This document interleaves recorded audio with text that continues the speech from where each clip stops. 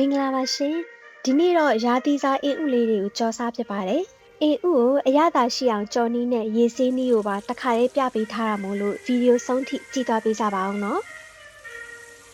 အင်းဥကဝယ်လာတဲ့အချိန်မှာတဲတွေအများကြီးပါတာဖြစ်တဲ့အတွက်ကျမကရေနဲ့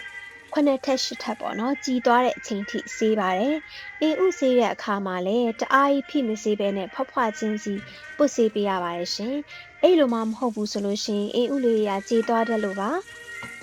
ရေတစ်ခါလဲတိုင်းအသုံးပြုတဲ့ဇလုံးကိုလည်းဆေးပေးပါတယ်ဇလုံးမှာတဲတွေကတ်ကြံခဲ့မှာဆိုလို့ပါ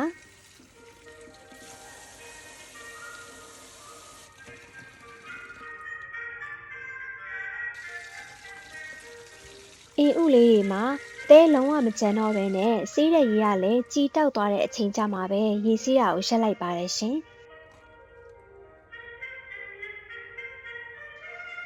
အင်းဥကိုဓာတ်နဲ့အကွင်းသေးလေးတွေလှီးပေးပါမယ်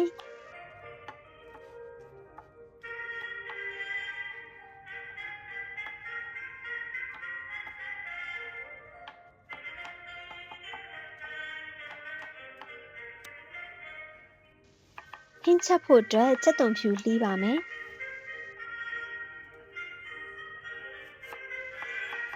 ကြက်သွန်နီကိုလည်းပပလေးတွေလှီးပေးပါမယ်ရှင်အဆက်အရသာအတွက်ငရုတ်သီးစိမ်းကိုပပလှီးပေးပါမယ်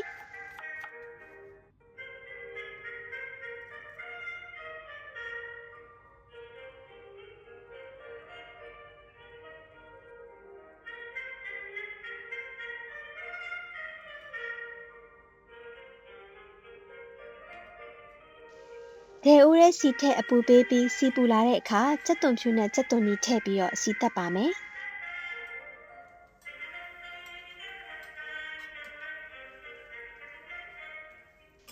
ကြက်သွန်ဖြူနီတွေနူးပြီးတော့စီတက်နဲ့မွေးလာတဲ့အခါမှာစားအချိုမုံနဲ့စနွင်းမုံထည့်ပြီးတော့မွေးပေးပါမယ်ဟင်းအရသာကိုဆက်ဆက်လေးစားချင်တာဖြစ်တဲ့အတွက်လှီးထားတဲ့ငရုတ်သီးစိမ်းတွေပါတစ်ခါတည်းထည့်ပြီးတော့မွေးပေးပါတယ်ငရုတ်သီးတွေနွမ်းသွားတဲ့အချိန်မှာအင်းဥထည့်ပါမယ်ဟင်းအနစ်တွေနဲ့နှံ့အောင်လို့တေချာလေးမွေးပေးပါမယ်ရှင်ထုံးစံတိုင်းဟင်းမွဲပြင်တဲ့အချိန်မှာလှလှလေးဖြစ်ချင်တာမို့လို့ငရုတ်သီးစိမ်းလေးတွေပါအတောင်းလိုက်ထည့်ပေးပါတယ်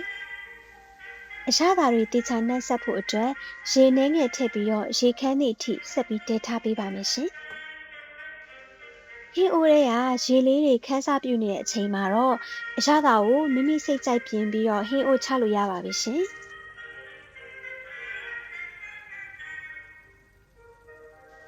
အဆုံးထိကြည့်ပေးလို့ကျေးဇူးတင်ပါတယ်နောက်ဗီဒီယိုတွေမှာလည်းပြန်တွေ့ကြမှာမို့မြတ် Cooks ကို Like and Subscribe လုပ်ပေးသွားကြပါဦးရှင်